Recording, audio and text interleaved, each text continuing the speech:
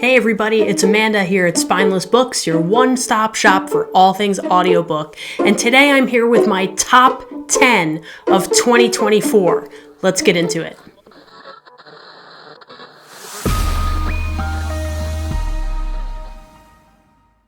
So I'm going to start out with my honorable mentions this year. I want to mention two books that didn't quite make the top 10, but were really, really amazing reads that I just can't rightfully go without mentioning. So the first one is Wellness by Nathan Hill. I really love this book. It was long and it was a deep dive into a really wacky relationship, but from both sides.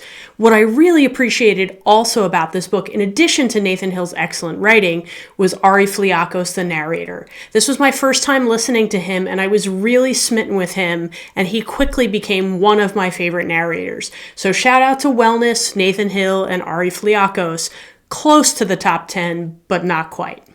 My other honorable mention is Small Things Like These by Claire Keegan. Now, this is really a novella. It was super short, and it's one of those books that it's beautifully written.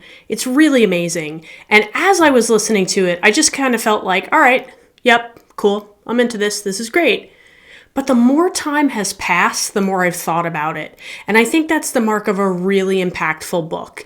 It wasn't much and it didn't say a whole lot, but it said a lot. So I couldn't help but put Small Things Like These in my honorable mention list, even though it wasn't quite top 10 for me this year.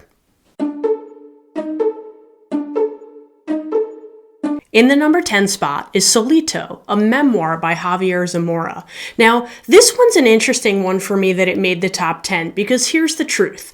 I love this book. I thought it was super impactful. It really resonated with me. It was about an experience that I know nothing about, but I felt like Javier's childlike perspective, because this event took place when he was a child, was really, really sort of disarming. It's about his journey into the United States on foot at 9 years old without any family. It really blew my mind. But the reason I have a conflict with this book, though I still had to put it in the top 10, is he narrates the book, and I always feel like an author should narrate their own memoir, but he was just rough to listen to. I think he needed a little bit more coaching and a little bit more help. It didn't take away from the impact of the book in total for me, but it was not my favorite narration by quite a while. Number 9 for me this year is Impossible Creatures by Katherine Rundell. It's a kid's book, but I really loved it. I'm hoping for Katherine Rundell that this is basically another Harry Potter, because I just think there's something charming and really, really smart about the way this book is written. In fact, I have a book on my nightstand right now called Why You Should Read Children's Books Even Though You Are So Old and Wise, also by Katherine Rundell. It's really sort of a critical essay that she's written, and I can't wait to dive into that, because given what I read in Impossible Creatures, I'm super excited for the next book next year, and I just think she's a brilliant woman. So I'm looking forward to reading more of her writing as we go on. Number 8 was Project Hail Mary by Andy Weir. Now, this one's always on top of the charts for audiobooks, and I thought, okay, is it really that great? Could it really be that great? It's really that great.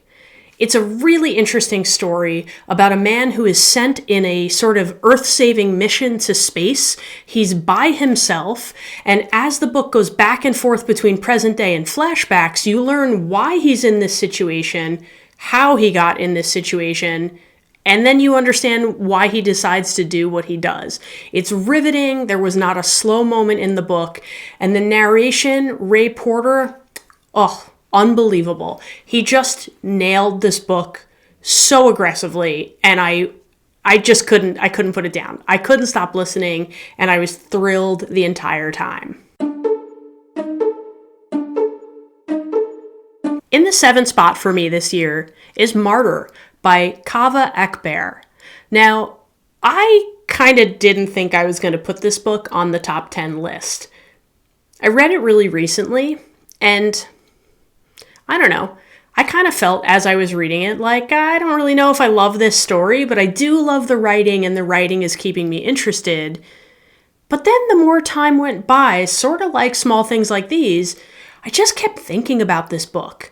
I kept thinking about the impact of this book, and I kept thinking about how interested I was in this book in the end. It's a story of a young man who wants to write a book about being a martyr. And you sort of follow him through his really messed up life and his process of writing this book. But there are just twists and surprises in this book and moments of beautiful, heartfelt wisdom that I couldn't ignore. So initially, when I made my list for this year, I didn't include this book, but something didn't sit right with me. I like to take some time between my initial list and when I actually say, this is my list.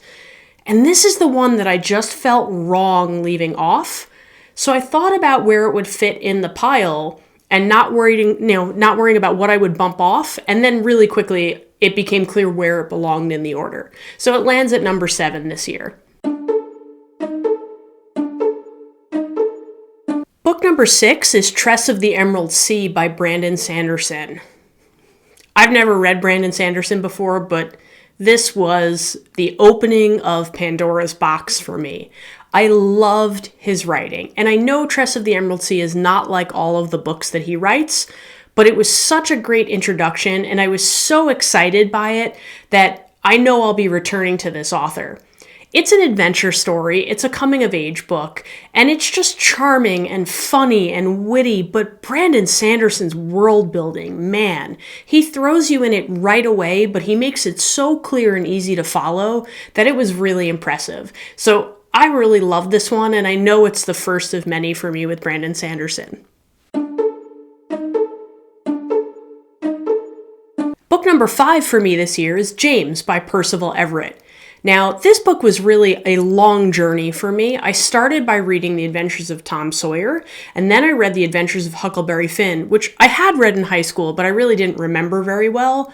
And boy, am I glad that I did that research before I read James. James is not a book that you have to read anything in advance of. However, if you have recently read at least Huckleberry Finn, you get so much more out of this brilliant, brilliant writing. He takes Jim, the slave that we know from Huckleberry Finn, and he makes him the main character. And the things that he comes up with are so inventive and so creative and so funny, but most importantly, they make you think about things that you never would think about going into this book. And I just felt like I had my mind blown by a switch in perspective, and it was so eye-opening and so masterfully done that I had to put it in my top 10 this year. Number 4 on my list is The Dictionary of Obscure Sorrows by John Koenig. Now, this book is really an oddity, and it's so bizarre because essentially what John Koenig does is he takes roots of words that exist and that we know, and he crafts new words with very obscure definitions that make sense when you hear them. So there are all kinds of things that you hear, and he goes into anecdotes every fourth or fifth definition, maybe a few more than that. But each anecdote is something where you say to yourself, wow, I've literally had that feeling, or I've been in that situation, and John Koenig has invented a word for it.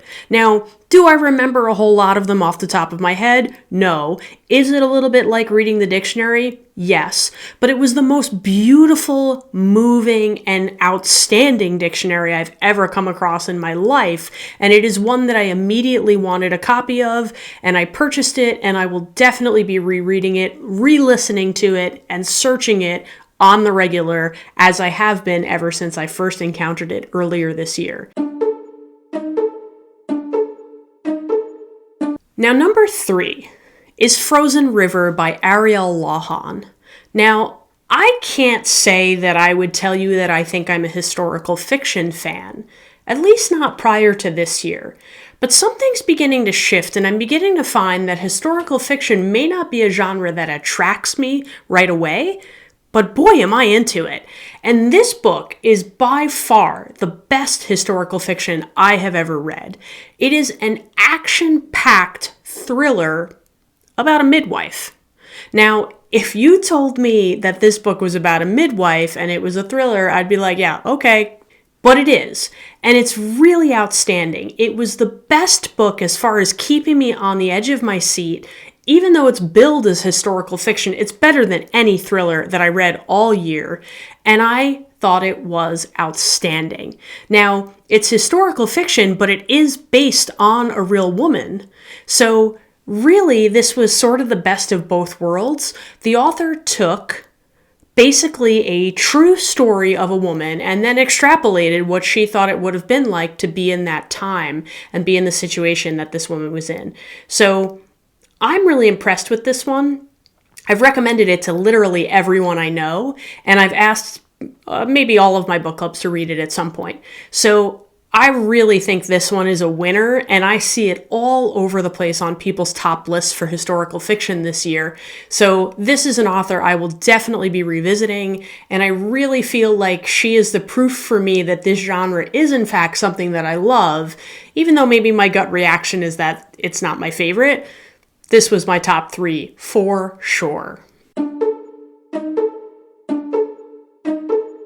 Now, I have to tell you, I had a really hard time deciding between number 1 and 2. I went back and forth with each one in each place, and I thought about it, how does it feel to have this one be number 1, and how does it feel to have this one be number 1? And ultimately what I decided was as follows, although it was such a close race, I really could have gone either way. So in my 2 spot this year is Finding Me by Viola Davis. Again, a memoir, just like number 10, but this is a book that I don't think is ever going to leave me. Her portrait of racism, of success, of overcoming things against all odds, but also how to do that and still be humble about it. I just feel like this is a book that literally everybody should read. It is hard and it is difficult and it is raw, but it is really valuable. And Viola Davis is such an amazing author, but she's an even better narrator. The seriousness with which she narrates this book, but also the levity in the right moments and the emphasis and just everything about it was flawless from the first page. It's such a great book, and it's an even better audiobook, and I know I'll go back to it at some point. But boy, I don't even feel like I have to reread it right now because I feel like it's locked in my brain. And I read it almost 10 months ago. So given that I've finished over 80 books this year and this one was in like the first 5 and it's still so burned into my memory, it really had to be on the top of the list. It's so worth it. And if you haven't picked it up, please do because it's really impactful. Now, in my number 1 spot is a book that surprised me when I read it. And I had heard good things, and then I was thinking, okay, I'm in the mood for a classic, so let me just pick something up. And I knew this one was a little bit of a commitment, but I decided to go for it. So number 1 for me this year is East of Eden by John Steinbeck. I've heard so many people say this is their favorite book. Now, I feel like this is 100% a book I will reread multiple times in my lifetime. But the thing about this book for me that puts it at the top, it's an ordinary story about several generations of a family, what they go through, the hardships they experience, the joys they experience. But there's something about the investment that I had in these characters that I really haven't felt a whole lot in fiction. Now, just to tell you what a wonderful writer John Steinbeck is, and I had read many of his books when I was younger, although I do intend to revisit a whole lot of his books now. But this book had the most impactful final line I have ever read in a book. And it wasn't even the final line, it was the final word. So as an author, when you can seed the reader that deeply, that one word can make an impact and change the end of the book for them and literally just leave you laying on the floor in a puddle. It was so profound and so amazing, but also light and fun and interesting the whole way through. So I think really the reason that this one edged out Viola Davis for me is simply the way that it made me feel at the end. Her book made me feel a whole lot of feels. But this one just gut punched me in a way that I didn't expect to have from a book that's made up. I mean, Viola Davis's story is real, so I think that's why that one hits me.